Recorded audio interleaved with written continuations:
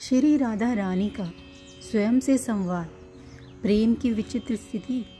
रात्रि में नंदगांव से लौट आई थी ललिता सखी। सब कुछ तो स्पष्ट बता दिया था महर्षि सांडिल्य ने। सोच कर गई थी ललिता महर्षि के पास कि कोई तंत्र मंत्र इत्यादि हो तो, क्योंकि श्री राधा की ऐसी दशा देखी नहीं जा रही थी इन सखियों से। पर महर्षि सांडिल्य ने कुछ और ही रहस्य उजागर कर दिए थे। कृष्ण परब्रह्म है और श्री राधा उनकी अलादिनी शक्ति। ये दोनों अनादि काल से है और रहेंगे। ये सब वियोग संयोग लीला है और इस लीला में अब 100 वर्ष का लंबा वियोग। 100 वर्ष का। ललिता सखी को घबराहट हुई। वो पहुंच गई है बरसाना।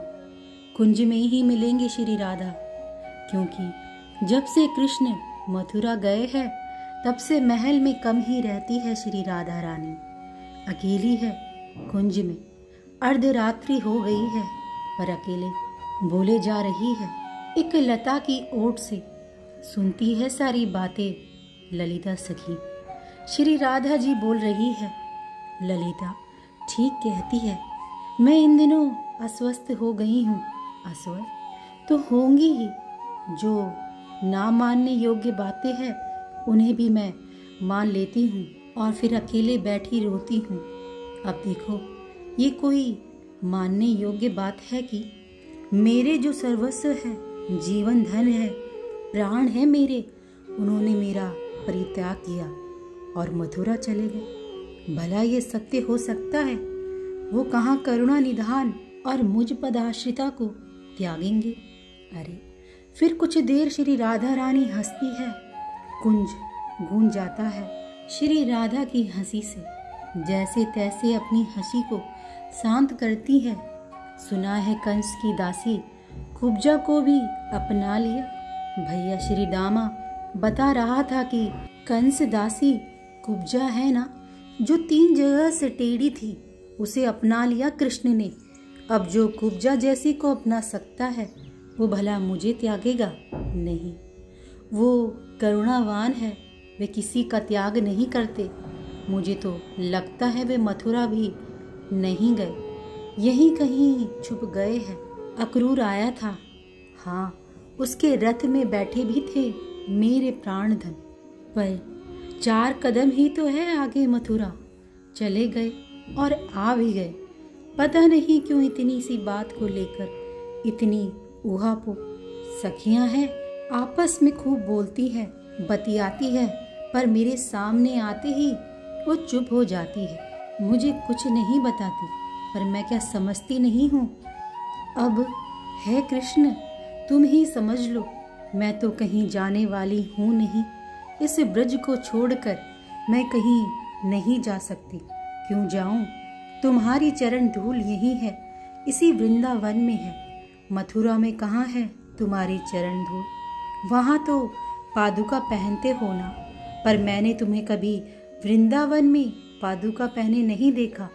इसीलिए तो यहाँ के धूल की महिमा है, यहाँ के रज की महिमा है।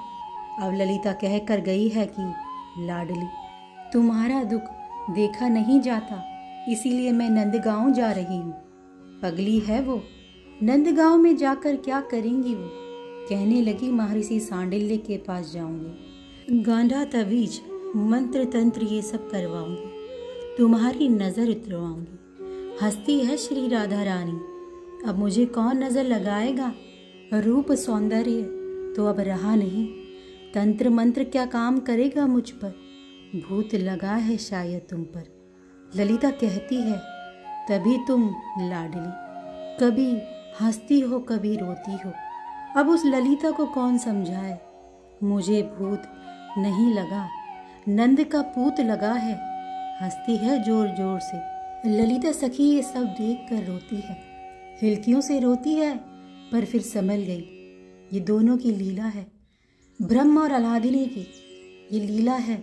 महर्षि की बातें याद कर कुछ हृदय शांत होता है ललिता सखी का। पीली पोखर सूख गई है, सांखरी खोर अब सुनसान है। मोर कुटी में अब मोर नहीं आते, पर जब तुम थे कन्हई तब ये बरसाना कैसा होता था। फिर श्री राधा रानी का भाव बदल गया। बेकार तो मैं थी, बिल्कुल प्रेम शून्य। बेचारे थके हारे मेरे पास आते थे, उन्हें औलाद मेरे ही सानिध्य से मिलता था। पर मैं क्या करती थी, उनके आते ही मान कर बैठती थी, रूठ जाती थी।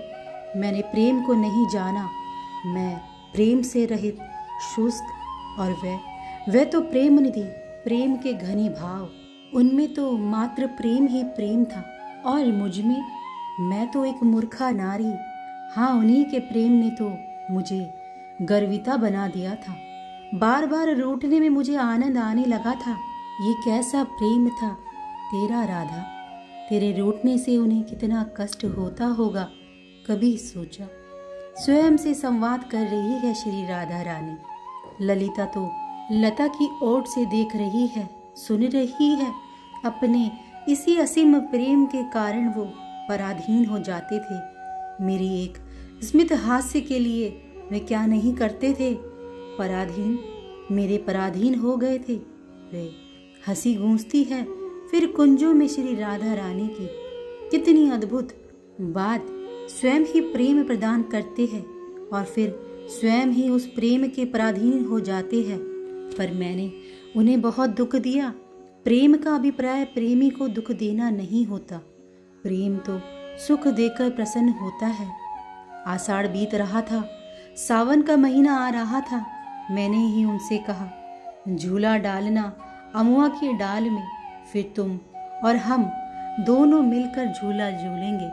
मेरी बात उन्होंने टाली कब थी, जो इस बार टाल देते। तभी आकाश से उड़ते हुए 2 पक्षी यमुना में गिर गए। मैं बहुत दुखी हो गई। तब मेरे पांव पकड़कर हा हा खाते हुए क्या नहीं किया था कृष्ण ने।